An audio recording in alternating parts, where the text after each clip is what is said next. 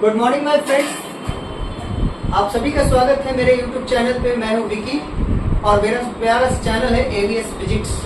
तो आप अपने 11th और 12th का फिजिक्स बेहतर करना चाहते हैं तो आप मेरे चैनल से जुड़ जाइए। और पिछले क्लास में क्लिप 1 वर्क एनर्जी पावर का हम पढ़ चुके हैं और आज हम लोग इसका दूसरा क्लिप पढ़ रहे हैं। दूसरा क्लास चल रहा है, सेकेंड लेक्चर है ये मेरा। और आज हम लोग पढ़ने वाले हैं शक्ति। तो आइए शक्ति के बारे में बात करें। तो देखिए, शक्ति को इंग्लिश में पावर कहते हैं और इसका जो डेफिनेशन है वो कार्य करने की दर को शक्ति कहा जाता है। ठीक है। अब कार्य करने की जो दर होती है तो अर्थात ये जो फॉर्मूला हो जाएगा P = W/T हो जाएगा। Here P = power, W = work और टाइम = टाइम। तो कार्य करने का दर क्या है? क्षमता अलग बात है और कार्य करने की दर अलग बात है। अब मान लीजिए किसी एक चेयर को उठाकर एक जगह से दूसरी जगह रखना है, तो कोई एक स्टूडेंट्स है जो उसको एक बार में उठाता है और बस 5 सेकंड में दूसरी जगह पे रख देता है और दूसरा जो है उसे उठाने में 2 मिनट लगाता है। तो क्षमता उस बेंच को उठाने में दोनों की है, लेकिन दोनों के कार्य करने का अर्थात स्पीड अलग अलग है। तो जो कार्य करने का दर है वही उसके पावर को दर्शाता है। ठीक है माय डियर फ्रेंड्स। अब आइए हम बात कर लेते हैं SI मात्रक की। तो इसका SI मात्रक जूल पर सेकेंड या वाट होता है। इसकी विमा mLT⁻³ होती है। तो उम्मीद है कि यहाँ तक आपको सारी बातें समझ में आ गई होंगी। अब चलिए हम काम करते हैं आगे।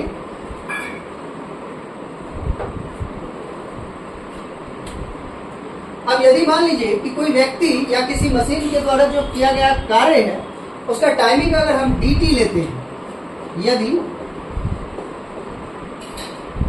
dt समय में dw वर्क किया जाता है तो उसका पावर क्या हो जाएगा? तो देखिए dw/dt और w बराबर क्या होता है?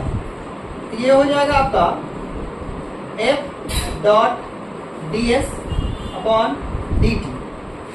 इस बात को आप क्या लिख सकते हैं? तो लिख सकते हैं F.ds/dt। अब ds/dt ये क्या होगा? ये हो जाएगा हमारा फोर्स। और डिस्प्लेसमेंट को जब टाइम के रिस्पेक्ट में डिफरेंशिएट किया जाता है तो हमें प्राप्त होता है वेलोसिटी। ठीक है। तो हम कह सकते हैं कि पावर जो है वो फोर्स और वेलोसिटी का डॉट प्रोडक्ट होता है और पावर एक स्केलर क्वांटिटी है अर्थात यह अदिश राशि है।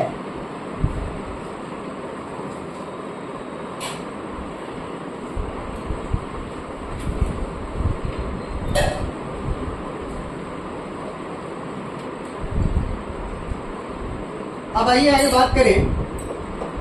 तो P = हमें प्राप्त हो गया है F.V। अब ये डॉट प्रोडक्ट है तो इसे हम क्या लिख सकते हैं? अगर इसका मैग्नीट्यूड लिखेंगे तो FV cos θ। तो P = हमें प्राप्त क्या हो गया? FV cos θ। और एक मान प्राप्त हुआ P = F.V यानी वेक्टर है डॉट वेक्टर बी यानी डॉट प्रोडक्ट है। अब यहाँ पर ये जो हमारा P है वो डिपेंड करता है cos θ पे। तो अगर थीटा का मान 0 डिग्री होगा तो cos θ का मान कितना हो जाएगा? cos 0 का मान हो जाएगा 1। इस हिसाब से हमें प्राप्त क्या हो जाएगा? FV cos 0 degree.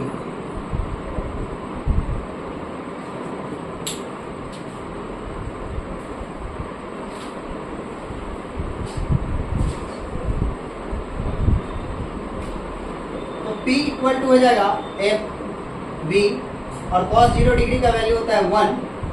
आपका रिजल्ट आ जाएगा P = FV। तो आज के लिए हम लोग इस पावर के क्लास को आपका मतलब समाप्त हुआ और सारा कॉन्सेप्ट आपका इस पे क्लियर हो जाएगा। आप अच्छे से आपका काम है कि पहला क्लिप मेरा देखें, फिर ये दूसरा क्लिप देखें और दोनों क्लिप्स को देखकर सारे फॉर्मूला को, डेफिनेशंस को, डायमेंशन को, SI मात्रक को आप जो है याद कर लेंगे तो आपको कोई भी परेशानी नहीं होगी। अगले क्लास में हम लोग ऊर्जा की बात करेंगे, एनर्जी की बात करेंगे और उसके बाद हम लोग न्यूमेरिकल पे फोकस करेंगे। तब तक के लिए धन्यवाद।